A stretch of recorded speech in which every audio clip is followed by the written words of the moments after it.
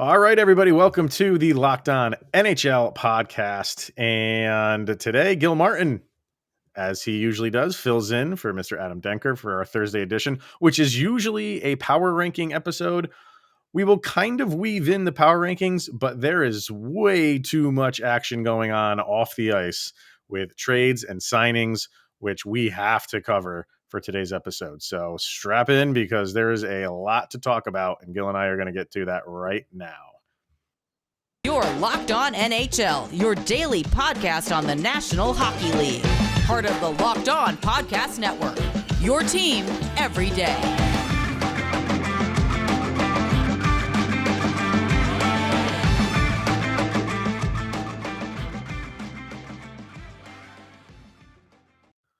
All right, everybody, welcome to the Locked On NHL podcast, part of the Locked On Podcast Network, your team every day. I am your host from Locked On Avalanche, Chris Maselli. Joining me on the Thursday edition, filling in for Adam Denker, Mr. Gil Martin from the Locked On Islanders podcast. And thank you for making this your first listen of the day. That is always appreciated. So we are kind of right in the middle of trade craziness, and it took a little while for it to get going overall, and even for today or yesterday, if you're listening to this on Thursday, not much action in the afternoon. Well, there was a little bit, but it seems like there's been a lot. There's been an uptick in movement over the past couple hours before we hit the record button here. I don't know about you, Gil, but I just love this time of year. Yeah, it's exciting and it's interesting because you get one of those situations where once one trade starts to take place, all those dominoes start to fall, and each general manager is worried about trying to outdo the other because they don't want to miss out on the limited supply of players that are left. Yeah. And it kind of started with my boys in the Avalanche making a couple deals, and you thought, maybe, okay, is that going to, like you said, that's always the domino effect, and Right. it's true. I mean, it kind of, there's a market that needs to be set. I think the Avalanche might have gotten ahead of the market because the kind of the trades that are going around right now there's a lot of movement with players and draft picks. So, man, I think the one that we need to start with is the Panthers were active and they made two moves. We'll talk about their second move first, and that's Ben Chiarot. You knew Chiarot was on the market. You didn't know where he was going to go, obviously. There's kind of favorites that kind of creep their head out and poke their head out of the sand saying, like, yeah, you think they're going to go there. He ends up going to Florida. And the Panthers give up next year's first round pick, a fourth round pick in this year's draft, and prospect Ty Smilanic. So those go to Montreal. Were you surprised it was Florida who ends up with Chiarot? And how do you grade the trade overall? I was not surprised that it was Florida. I thought they were definitely one of the top contenders to get Chiarot. And then I think this has the potential to be a win-win. I mean, if you look at where these two teams are situated, Montreal gets the picks and the prospect. They're not going anywhere this year, probably not going anywhere next year either. But this accelerates their rebuilding program, gives them more ammunition if they want to make further trades, and I think sets them up very well. Whereas Florida is more in the we're all in mode. We feel we have a good chance to win the Stanley Cup this year, maybe next year. And you add Ben Chiarot and you add something to your team that can help come playoff time. Yeah, and I like, it's obviously not a protected first round draft pick because even though it's next year, it is for next year. You would have to think that Florida still be a contender for next year. So it's a late round pick, you would have to assume. So they're not going to, I didn't hear anything that it was protected, and I can't imagine that it was. And you're seeing a lot of teams. I don't know what the Canadiens draft selections are like for this year, but for next year, obviously they're going to have that first round pick. Obviously, like I'm saying, a later round draft pick. But a lot of people are thinking you're seeing a lot of draft picks for next year go, or you're going to see a lot of that because there's a lot of people saying that this year's draft class is good. Next year's is even better. So you kind of have to look at that too for Montreal. Sure, it's going to be a late round pick, but you might Mm-hmm. have a bigger pool to pick from than you would for this year. And it's guaranteed that if you got this year's first round draft pick, that is who knows how it's going to end up in the playoffs. A 28, 29, 30, 31. You know what I mean? Like that Yeah. far down. So you're taking, you get it next year, maybe Florida, who knows, implodes. And it's a lottery pick. I'm not who knows, but it's not trending towards that. But I think But it's you a have good that move all around. possibility. Exactly. Exactly. So I think it's a good move all around. Allows you to do. If you're Florida, you now have ammunition. If there's a particular player in that draft that you want to go up and get, you got 2 picks. Mm. You can, Mhm. you want to move up to number 1 or number 3 or something like that. All of a sudden, you've got ammunition to put a package together. And if there's one particular player you want to grab, you can do that as well. Yeah, it can move up. Yeah. I was big on Ty Smilanic too during that Mm-hmm. draft. And he was I'm almost positive the Avalanche were going after him. And he was taken right before they picked in the third round, I believe. Yeah. And so I don't know how I haven't really followed him since, he wasn't drafted by the Avs. I haven't really kept tabs on him, but I was high on him in the draft. So I think, he could be a pretty good prospect for Montreal. So interesting enough. How do you feel? Does this put them out of the Claude Giroux sweepstakes for Florida?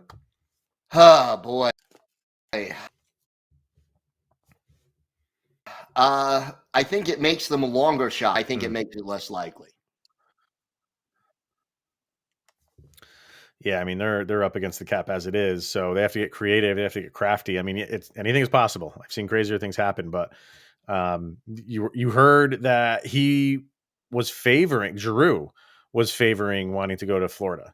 I don't know the validity of that, but who knows? So does this put them in a bind and they can't afford him anymore? That remains to be seen. But he's going to be exciting to see where Claude Giroux ends up. That's going to be fun. The big fish. Yeah, it is. Florida also made a deal earlier in the day with the New York Rangers, and they sent forward depth man Frank Vetrano over to the Rangers. And I think they got a fourth round, or maybe, yeah, I think it was like a fourth round draft pick for him, but I know it was just one pick. That cleared up a little bit of space. And we should say with the Chiarot deal that Montreal also retained 50% salary. So they're splitting that. So that obviously helped the Panthers make the move when they traded with the Rangers, freed up some cap space, and then they went and got Chiarot, obviously. But what do you think of this deal for mainly for the Rangers? Yeah, I mean, it's another piece of the puzzle for the Rangers that I think can help them. And the Rangers are in an interesting spot because I think they're kind of a year ahead of where most people expected them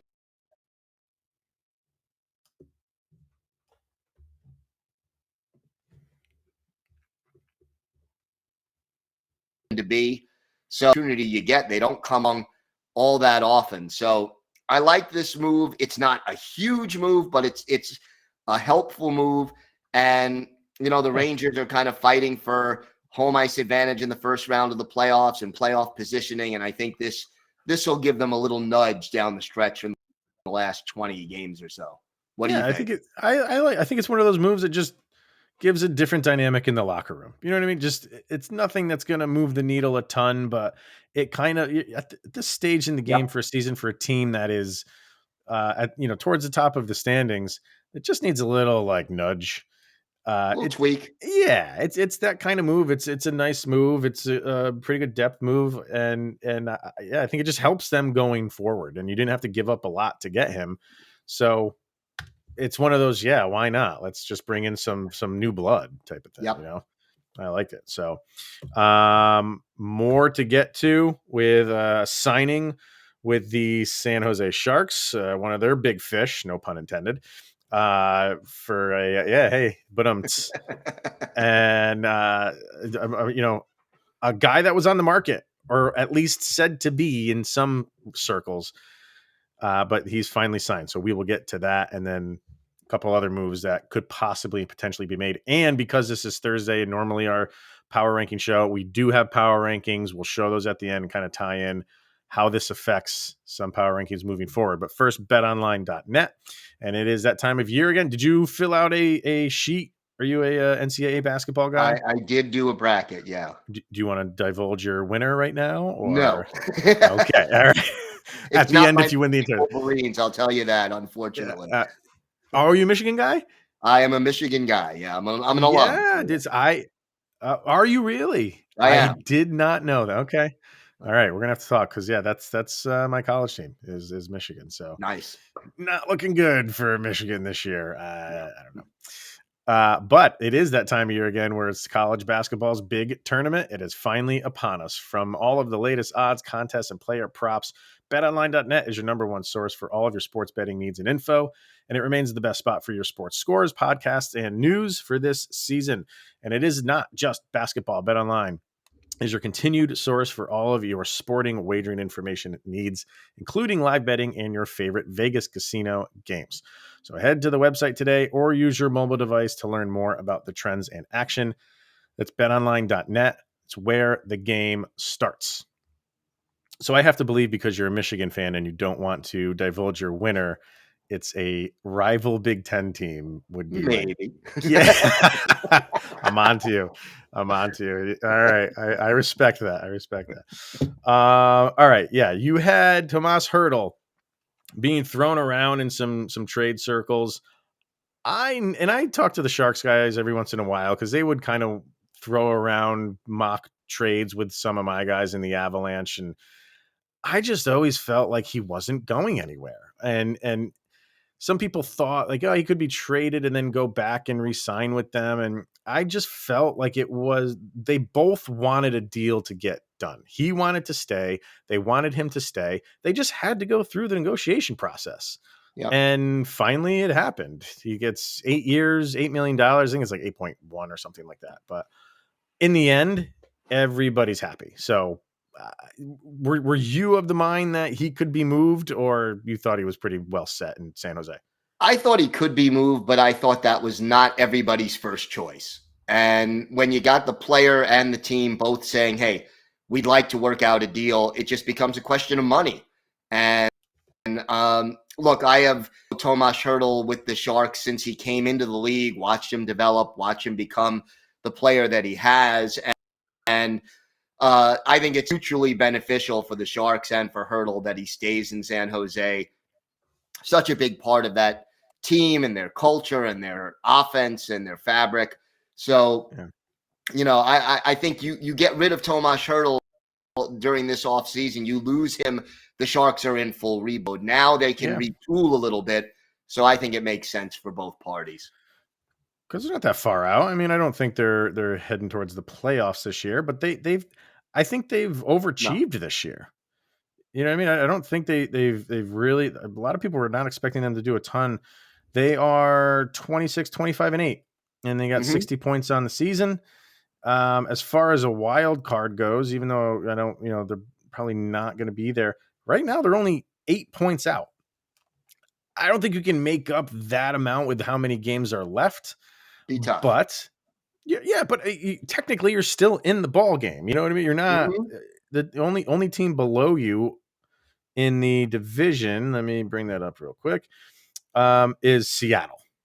So Seattle's not going to catch you. They're 18 points behind. You know what I mean? So it's not like you're fighting with Seattle to get out of the basement of the Pacific. That is, I would argue, that's probably the best division this year in terms of fighting. In terms of fighting, even with Seattle in that division, and as horrific as they are, everybody else has been fighting for position for pretty much the entire season. And the Sharks have been in the thick of it. They're kind of fading as the season goes on. I think we kind of expected that. And you're 100% right. And if you don't sign him, you're then the next however many years is just rebuild mode. Yeah. So I think it had to get done. I know there's some people that thought they should probably trade him, acquire some prospects, acquire some draft picks. But I'm just of the mind of, if you have a guy like that, you keep him around for as long as possible and you build around him. You build with him. He can only Right. help the situation. How's it going to hurt? Right. And you need some veteran guys who have been part of the culture of the organization to help. You're going to bring in those younger guys and you're going to develop those younger guys, but some of the veterans to sort of help them do that. I always sort of wonder,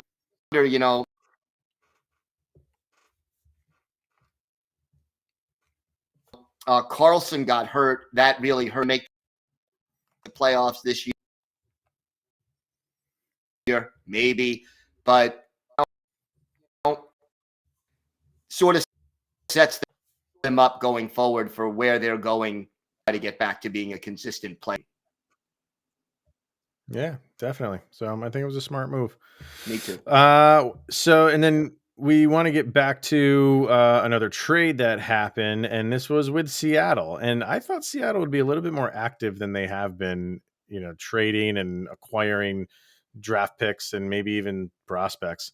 And that still could happen. There's still a few days to go in this trade season, but they make their kind of I guess a mild medium-sized move in sending Marshawn Lynch's boy Callie to Calgary. Seattle retains 50% of his salary, and they get the Kraken get a second round draft pick in this year's draft, a third in next year's draft, and a seventh in the 2024 draft. For Callie Yarngrok. So, Calgary is a dangerous team. I fear them, and I feel like we're heading on a crash course of a Western Conference final between the Avalanche and Calgary, and that is going to be, I think, a slam dunk home run 7-game series. I don't think there's any way around that. That the 2 games that those teams have played so far this year have been epic. They have one more to go in, I think, another week or so. That one's in Calgary, but man, if a series like that is going to happen, it's going to be fun to watch. And I think, you just get, again, and a kind of like a good defensive move that only helps Calgary. It does. And in the long run, it'll probably help Seattle a little bit. But, you're talking about a Calgary, Colorado series. As a fan who doesn't have skin in that game, who isn't a fan specifically of either one of those teams, I'd love to see that just for the quality of hockey that you'd see. And Calgary just adding a little something to the mix to try to prepare for that kind of a playoff series. It won't be an easy series. And teams, like you said, that whenever they've met, it's been some very good hockey. Who knows if you add one that doesn't tilt the scale off in a 7-game series to change the outcome. Yeah, it's going to be exciting. I think we're on a collision course for that. So stay tuned for that. And also with Seattle, Mark Giordano not on the ice, and apparently it was supposed to be his 1,000th game. Mm-hmm. And they removed him from the game. I mean, at least put the guy out there for a shift and then remove him if you want to do that. I mean, you're the Kraken. You're not going anywhere for this year. Just be down a guy for the game. But he's not there. So you'd have to think a move for him is coming. He was another guy attached to Florida. There were so many defensemen attached to Florida. They got their guy in Chiarot. So I don't know if this was another move that's going on. Maybe it's heading in that direction, but I mean, would you expect to see Giordano, if he's not on the ice, expect him to be dealt here in the next day or two? Yeah, and that's ironic. You have the first captain of your team being dealt before the first season is over. But yeah, I mean, it wouldn't surprise me at this point. And look, we know there are a number of offensively explosive teams fighting for playoff positioning who lack defense and goaltending. We've discussed it before, you and I have talked. But are those teams willing to spend resources to get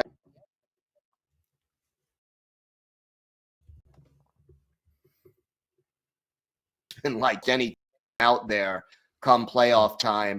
So, if I'm the Kraken and I can get something good for him, and the way the market is shrinking right now with all these trades being made, you probably can get some good return by trading your first captain.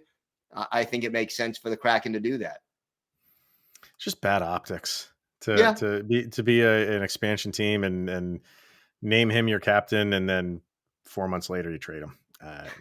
I get it, but why name a captain anyway? Just and the thing is, like, everybody kind of predicted this at the expansion draft. I was hearing chirps of this happening when he was picked. Yeah. And saying, like, well, we'll see how long he lasts in a Kraken sweater. And then they name him the captain, and now it's ended in, well, it's going to end in him likely being traded. So, all right. We'll bring in the power rankings here just so people can see them, because I know there's some people out there that, live and die by these week by week. And we'll throw them up if you're watching on YouTube. Let's get them on the big screen. We'll shuffle some things around here. There we go.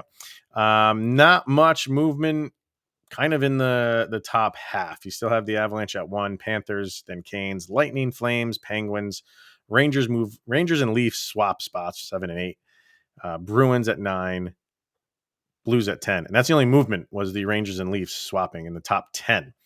You do see some other teams kind of smattering of movement here and there. But I think in the coming weeks, this is where it gets exciting, because these teams that are adding players, even the teams that are subtracting players, are they going to drop?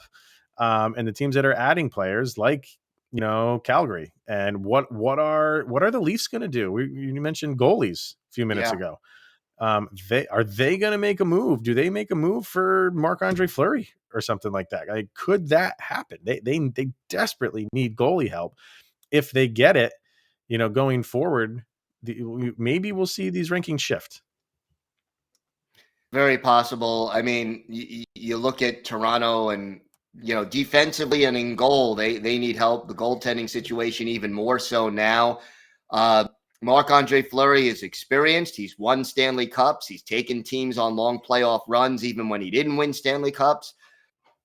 I think he still has a tank, especially with an explosive team like the Leafs in front of him. It would make sense depending on the cost. But, Toronto, it's been since 1907 that they've even reached a Stanley Cup final. There were 6 teams in the league that year. So, the pressure to win in Toronto is huge. Yeah. You just turned the knife a little bit, Gil. Sorry.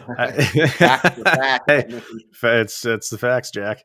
I think you'll see. I know the Leafs wanted Josh Manson, who the Avalanche plucked out of Anaheim. I know they were kind of high on him, but there was other defenders out there, and now Chiarot is off the board.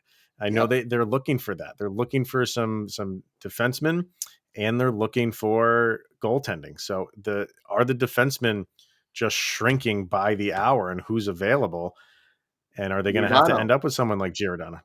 Yeah. And Giordano, if they get Giordano and can swing, Marc-Andre Fleury, they're back in the ball game. You know what I mean? They're still a formidable opponent. Yeah. And they pull that off under the cap. That's the issue.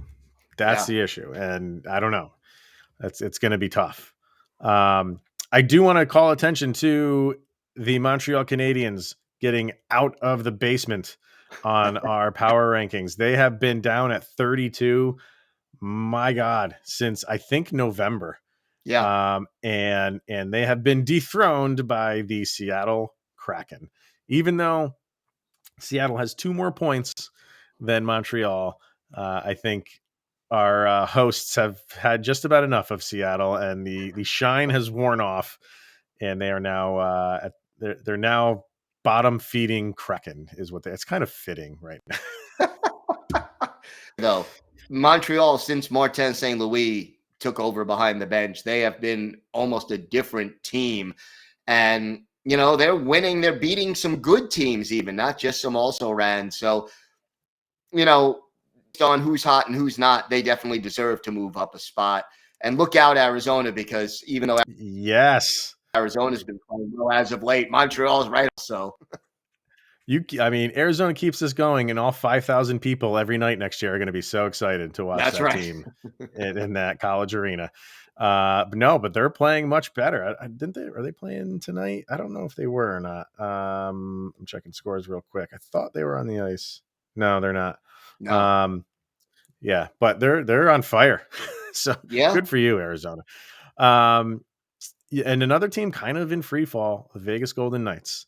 Mm-hmm. Man, are they a soap opera?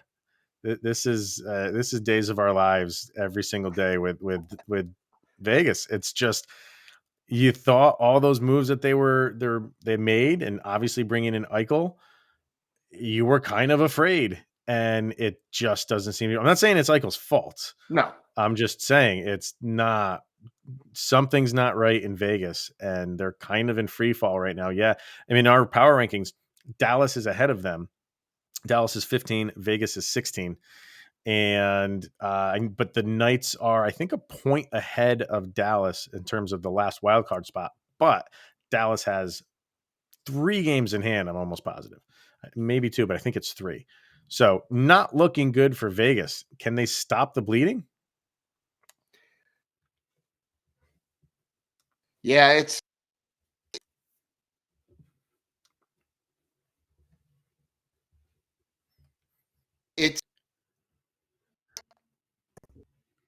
right now they need to do something because they cannot stand pat the way things are going right now. There is something in the locker room there or in the chemistry of the makeup of this team that just isn't clicking, and they need to fix it, or they need to say, okay, we'll look toward next year.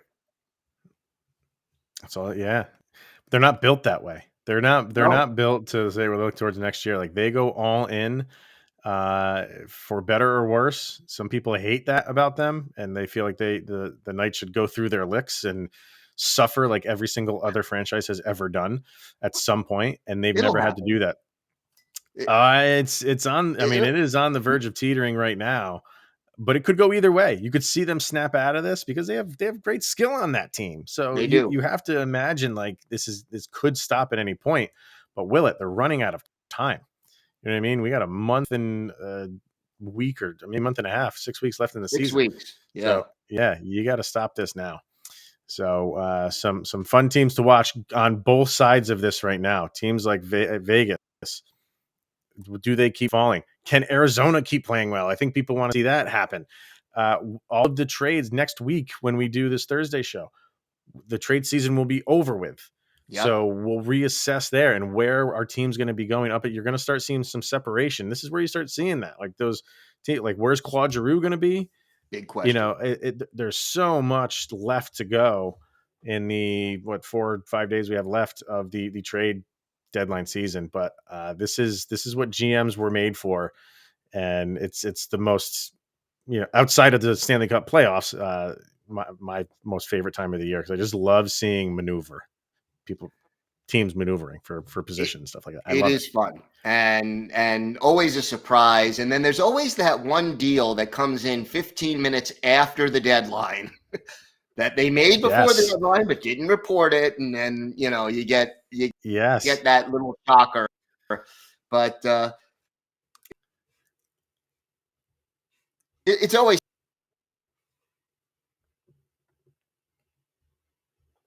tough. I always watch the trade deadline Yeah. coverage. I say it on the Avalanche show. Like, you're always hearing Claude Giroux. Like, Claude Giroux is, high on the Avalanche, and he is. He definitely is. But I'm just waiting for, like you said, like, that deal that just comes out of left field that's equivalent to them getting Claude Giroux that we never even were thinking about. Those are like the fun Right. things of the trade deadline season, just those surprise deals that nobody was talking about, and then everybody wants to backtrack. Oh yeah, I knew about that. I knew that was going to happen. No, you didn't. Shut up. So, but yeah, few days left, and each day is going to be as exciting as this one was. So, and we still have a couple hours left in the day. We still might get a deal or two. Hey, it's not over yet. That's So right. keep refreshing your Twitter page. All right, that's going to be it for today, everybody. Thank you for tuning in, making it your first listen of the day. That is always appreciated. And go check out Mr. Gill's show, Locked On NHL, or excuse me, Locked On Islanders. See what's going on over on the island. And if you want to listen to Locked On Avalanche, you can find our shows wherever you listen to your podcasts. And yeah, that'll wrap it up for today, everybody. We'll go full screen with the power rankings so everybody can get one last good look at them and that beautiful team in first place. I love that. So, all right, guys. Thank you, Gil, for filling in once again. And we will see everybody next week. Thank you. All right.